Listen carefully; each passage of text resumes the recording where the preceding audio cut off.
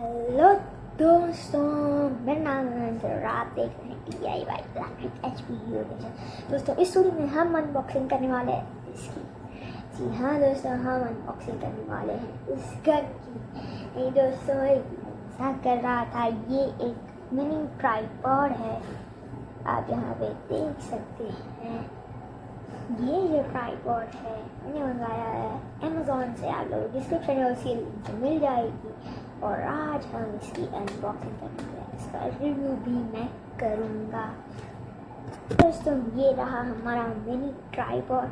Mini नहीं, ये खुल पे बहुत 4 फीट ऊंचा हो जाता है। दोस्तों ये देखिए, ये करीब 31 इंच की अब इसकी हाइट, और खुलने के बाद पूरे 4 फीट तक ऊंचा हो जाता है ये ट्राइपॉड। इसके अंदर खास बात यह है कि आप इसके अंदर फ़ोन भी होल्ड कर सकते हो, उसके बाद कैमरा भी और DSLR भी आप इसके ऊपर होल्ड कर सकते हैं। इसके ऊपर 2 किलो तक के वेट को आप होल्ड कर सकते हो। गाइस, ये आप फुटेज देख रहे हैं, ये हमने उसी ट्राइपॉड से ली हुई है। आप बताइए स्टेबिलिटी कैसी है।